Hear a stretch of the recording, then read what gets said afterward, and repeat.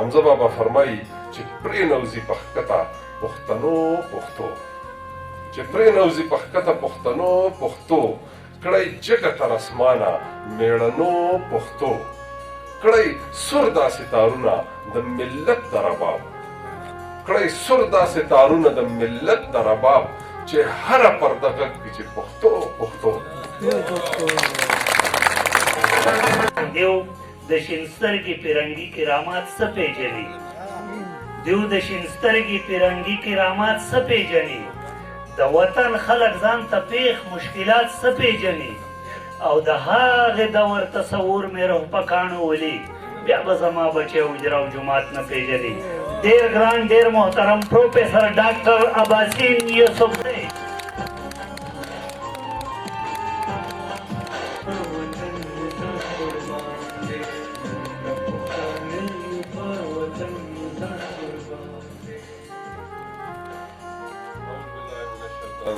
بسم الله الرحمن الرحیم. ډېر محترم مشر کوربه ابراهیم خان شبنم صاحب، مشر میلمه لایزاده لایق صاحب، انعام صاحب، شاهد صاحب، زما یار قیس صاحب، او د نن شازلمې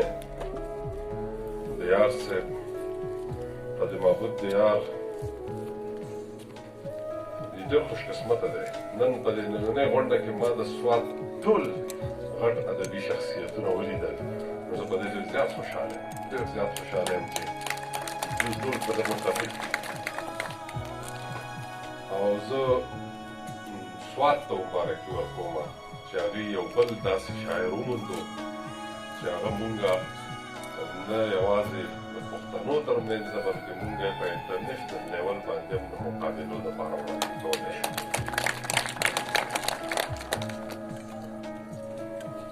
او دا بله خبره ده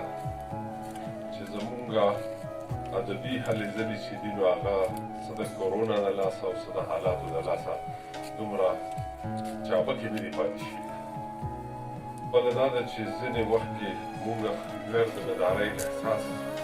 هم دی، غیر ذمهدارۍ مظاهره هم ده، او هغه مونږ کوو لکه نن چې زموږ مشر لایقزاده لایق صاحب به دې نه نور هم لویېږي چې دی په خپله په 9 بجې محفل ته په 11:30 بجې راغلی، 1 بجه راغلی، 12:30 بجې راغلی. نو مطلب دا دی چې دا هغه څیزونه دي چې دا ضروري یقینا چې لایق صاحب د څه مجبورۍ د وجې نه لیټ راغلی، خو دا زموږ د هر چا خپل خپل کردار دی چې هغه په ادبي وده کې او د ادب په پرمختګ کې ادا کړي. نن چې کوم سکول کې مونږ موجود یو، خوازخیله ماډل سکول، د دې سکول خوب چې دی نو دا مونږ لیدلی و سبوده وړاندې، او مونږ دا خواهش و چې یاره په خوازخیله کې یو داسې ماډل سکول پکار دی چې هغه د هغې نماینده سکول او د دغه سکول نه د هغې د بچو نه اندازه کېږي چې په خوازخیله کې څنګه زلمي پیدا کېږي، څنګه بچي روزلی کېږي. ساجد خان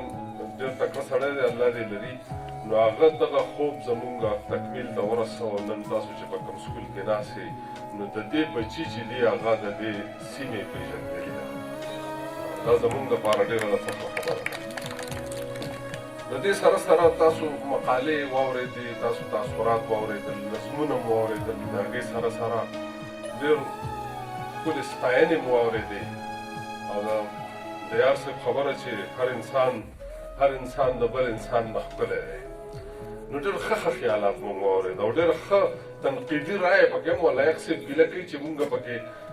تنقید نه کوو، یعنې خامۍ کوتاهۍ نه ښیو. یقین وکړئ چې ملګرو تنقید کړی دی، ملګرو تنقید کړی دی، احسان صاحب هم کړی دی، سراج صاحب هم تنقید کړی، او هغه وایي چې زما په دې نوم اعتراض دی چې دا نوم په دې کتاب کې اړو چرته استعمال شوی نه دی. نو د هغه خپله رایه وه، بس په خپل ځای وکړه. خو مطلب چې د دې مجموعي تاثر مونږ ګورو نو دا یو داسې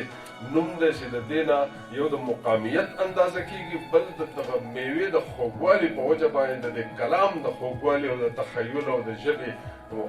ننداره ترې راوځي.